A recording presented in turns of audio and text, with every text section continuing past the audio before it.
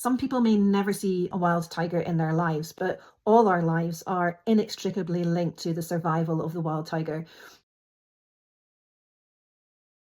I was inspired to work in tiger conservation after attending a lecture by the author and naturalist Valmeek Thapar in London way back in the mid-90s.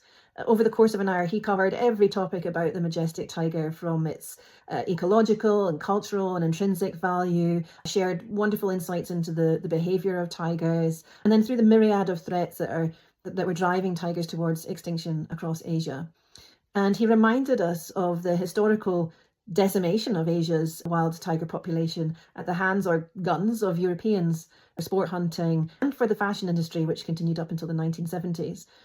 And I was studying conservation at the time of his talk, and his presentation and call to action was what really led to my focus on tigers.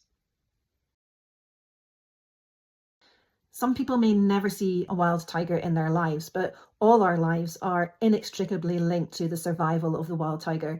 They are indicators of how well the forests and grasslands and swamps that they live in are being protected. These are vital habitats to mitigate the impacts of climate change and are the source of fresh water for millions of people.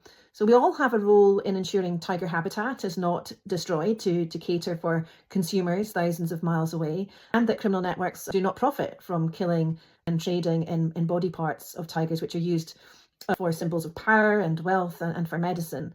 I mean, fundamentally, if we lose the tiger, it will be a barren and soulless world. By protecting tigers, we protect so much more. They are keystone predators, umbrella and flagship species. And if we invest in saving wild tigers, we save functioning, biodiverse rich landscapes that preserve ecological integrity and connectivity and deliver ecosystem services to millions of people.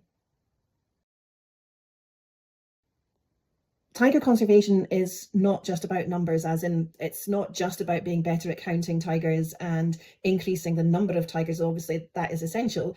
It's also about understanding whether those tigers are transient or resident. Are they breeding and dispersing? How resilient and connected are those subpopulations with each other? And critically, tiger conservation is also about planning and preparing for wild tiger recovery to facilitate coexistence with people. When tigers return to areas that they may not have lived in for a long time, it can lead to negative interactions. And partnering with people living in tiger habitat and preempting and mitigating risks and being quick to respond to events is key.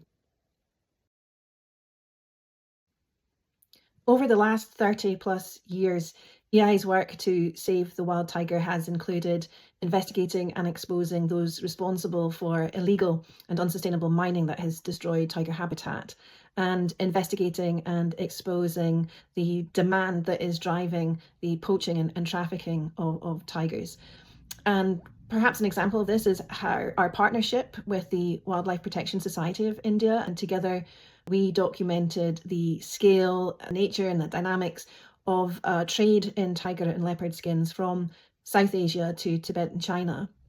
And the information and the video and the photos that we gathered from that investigation contributed to a demand reduction campaign led by His Holiness the Dalai Lama, and in turn that led to a rapid and significant decline in the use of tiger and leopard skins for decorative purposes. As a campaigning organisation, EIA also advocates for stronger laws. This includes urging countries to take action to prevent domestic trade in tiger parts and products, including processed products like tiger bone wine and tiger bone glue. And EIA has been at the forefront of campaigning for the phase out of tiger farms and the trade in parts and products from captive tigers. And we've collaborated with several national and international NGOs to put together a roadmap for governments that are seeking to close down such operations.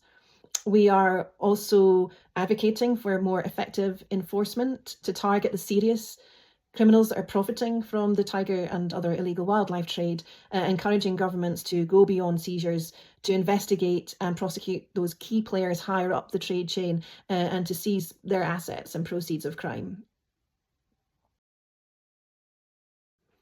How criminal networks traffic tiger parts across borders depends, it varies. It depends on where the tigers are being trafficked from and to, and at what point of the trade chain.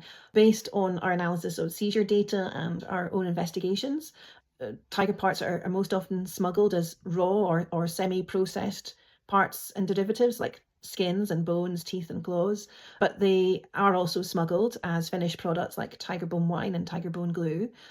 Since the main users of tiger parts and products are often in countries that are close to where the wild tigers and the farm tigers are being sourced, or within those countries, the parts and products are smuggled largely via land crossings, carried by courier packages or in post, also in vehicles, or if it's via mountainous passes, they're often carried on pack animals or by porters. Teeth and claws are often the first body parts to be sold by traders, and they can easily be concealed in courier or post parcels, or even carried on persons or in their luggage. In some parts and across some trafficking routes, there have been cases of tiger parts and products being trafficked by air and often by boat, whether that's along rivers or across seas. So it really depends, but there are many different ways in which traffickers are operating and different routes and methods of concealment that they're using. Contrary to the assertion of the pro-tiger farming lobby, farming tigers for trade has not flooded the market with a cheap alternative to wild tigers, nor has it relieved poaching pressure on wild tigers. In fact, the trade in parts and products from captive bred tigers or farmed tigers perpetuates the desirability of tiger among consumers and actually stimulates demand. And nowadays, the easy online accessibility of captive tiger parts and the apparent immunity with which these online traders operate also gives an air of acceptability. So yeah, the trade in tiger parts from captive bred animals really undermines demand reduction and enforcement efforts. One action that all governments can take is to mobilise and sustain investment in measures to protect tigers, their habitat, to tackle the tiger trade and reduce demand. And given the impact on society of not dealing with the criminality and the corruption associated with the tiger trade, and given the tiger's role in the ecosystems they live in, saving the tiger has a greater and wider benefit on people and planet. And we would encourage governments to invest in tiger conservation for those reasons. We can all take steps to help save the tiger by urging our governments to support tiger conservation because of the benefits it brings to people and the planet. That can include asking governments to finance conservation measures, asking our governments to take a strong line at international conferences, calling for an end to the tiger trade, holding other governments and the private sector to account for their role in tiger trade, and providing technical assistance. We can also all help with the phase out of captive tiger facilities of concern or tiger farms by avoiding any place that allows tourists to handle captive tigers or have selfies taken with tigers. They are definitely not centres for conservation. On this Global Tiger Day, we have reason for hope because wild tiger populations are recovering in some countries where they live. But we can't afford to take our foot off the gas. Collectively, we need to ensure that tigers have natural prey, water, and safe spaces to move to and from, that we listen, learn, and respond to communities living with tigers. That we increase efforts to reduce demand for tiger parts and efforts to target the criminals at the top of the trade chain who are making big money from tiger and other wildlife crime. EIA will keep on fighting for the tigers, and we hope that you will stick with us.